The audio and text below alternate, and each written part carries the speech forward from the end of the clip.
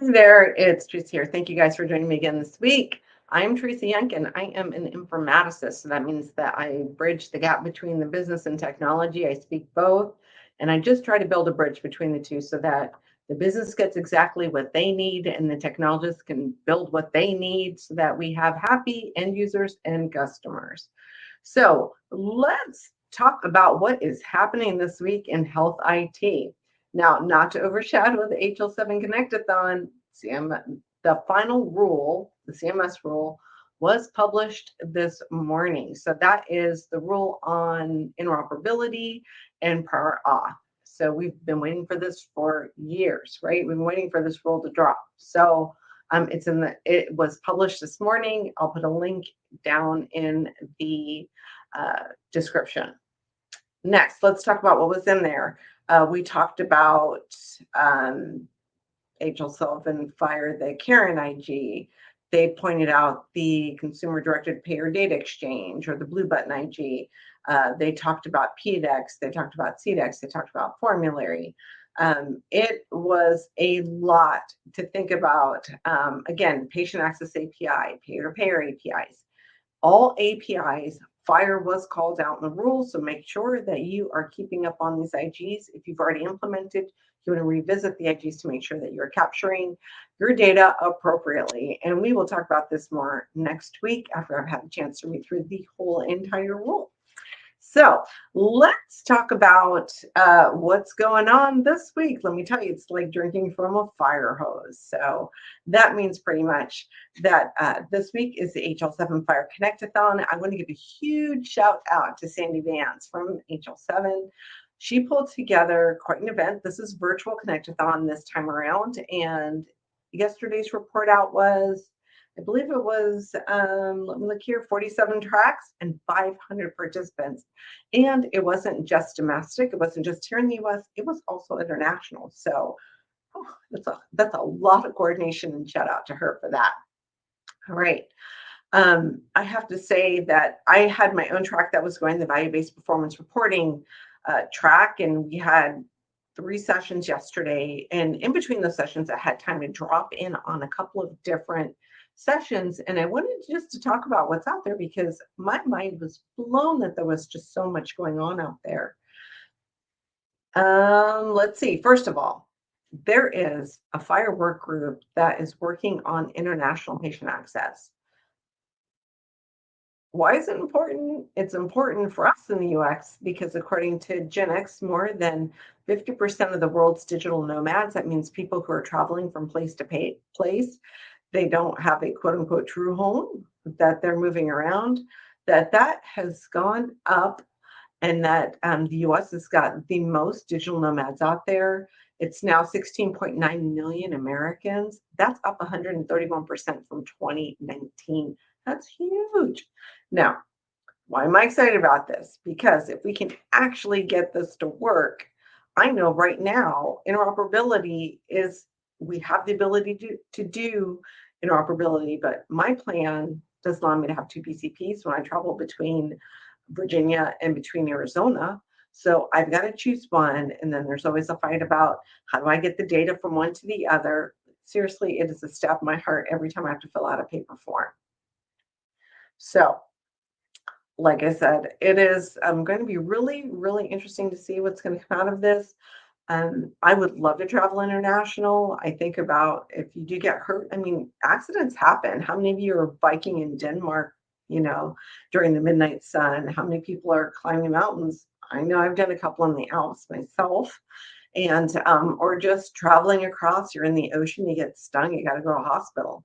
It would be nice for us to be able to travel, not have to worry about our medical records internationally. So shout out to them for that. One of the Smart on Fire apps that I've worked on and that I manage is the Lupus app. And, when we were building out that app, it is a Smart on Fire app, number one.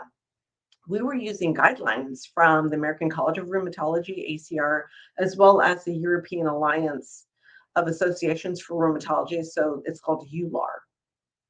And as I'm scrolling, right, like looking through my app, my Hoove app, trying to figure out like where I was going to go to, I come across the evidence-based medicine track. Very interested to see what they're talking about.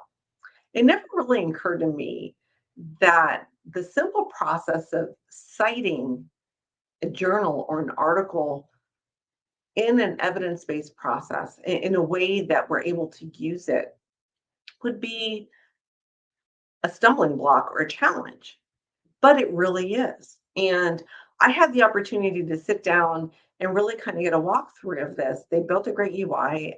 It's through the NLM that you can find it, and I'll put a link to that as well in the description. But I wanted to say that you have to combine citations. And as I was thinking about that, I thought back to myself, you know what? When I was teaching health informatics, think about when you go from one university to another, because I taught at more than one university, each organization requires that you cite in a certain way. And I'm sure that there are different organizations that use evidence-based medicine and research who also have mm, policies and procedures about how to cite articles, and it may not be the same across organizations. So, I thought it was super interesting. I sat down and walked through it, and it really struck me that something that feels so simple can cause such a huge ripple across everything that we do, right? If we can get the evidence together, we can combine all this research together in an easy way, make it automated so it's not such a manual process, that we can start to develop and to seek out and to identify new pathways for evidence-based medicine. And that just doesn't benefit the the the rote exercise of bringing together evidence medicine. At the end of the day, it affects us, it affects the people that we love, it affects the whole medical community. So that was just eye opening. Absolutely love that. Next thing that I wanted to talk about was the CCDA to FHIR mapping support group. Why am I interested in this? Because in many of our federal programs, we're required to provide documentation.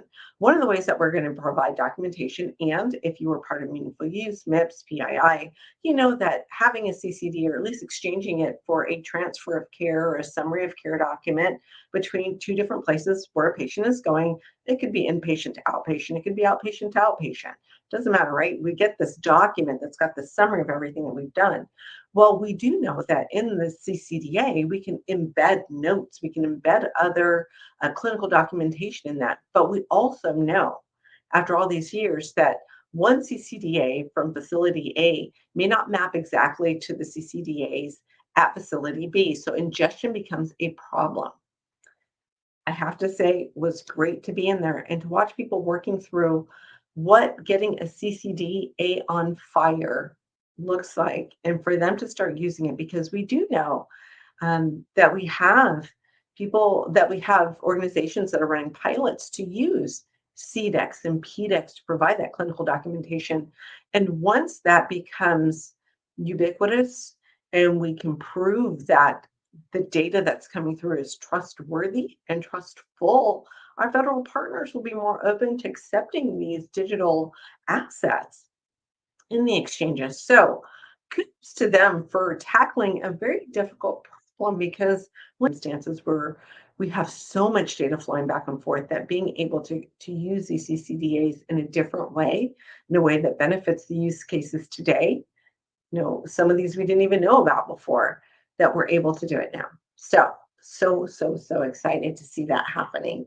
And lastly, the one thing that I was a part of today was the VBPR, or the value-based performance reporting use case, where we've been using the measure reports, and we've been using the stratifiers that have been included in the DEQM, the digital exchange quality measures. So IG. One of the things is that we realize that stratifiers aren't the same in the clinical world sometimes as they are in the contract world. So as we're building out the contracts, we need to really be able to define, what the stratifiers are for the programs that we're reporting on in the contract between the payer and provider. And if you've ever been a part of provider negotiations, you know that all quality programs don't look the same. You know that all financial arrangements don't look the same between providers and payers, depending on what they're working for to improve care delivery for patients. So well, it's very interesting. Just a quick example of what that is. So let's say that you have a contract and that contract's got several layers of stratifiers in it. So let's say it could be based on, for example, plan type, right? Is it an HMO or a PPO? Geographic region, is it Northeast or Southwest? Provider, is it being reported as a single provider or a facility? Or under a facility 10 or a provider 10, or maybe it's a group of providers under a different 10 that's not the facility. So knowing those stratifications is very important when we're looking at exchanging this data and matching it up to the contract information. And it can be a combination of any one of these, right? So I'm very excited to have that conversation. I'll let you know what transpires out of that. But the most critical thing for me is that the Connectathon is a place where implementers come together the with the creators of the IGs. We sit down and we're building together hand in hand. We're collaborating to put out the best product possible for the largest audience possible. So, again, this Connectathon, 47 tracks, 500 people, very exciting stuff that's happening. This is not just a flash in the pan initiative. Nay, nay, nay, nay.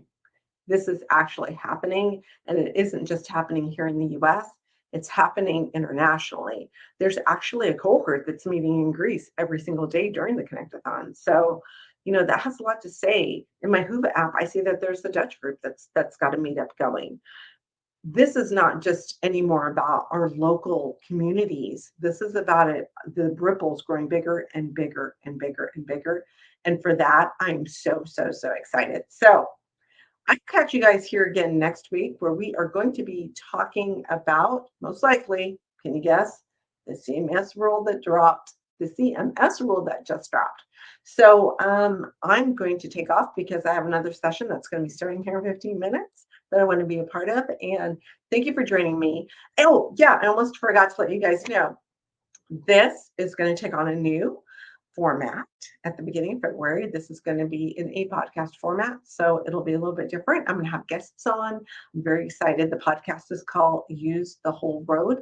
It's going to be focused on women in health technology. I do believe that we are whole beings, and everything that we do and the technology that we use really is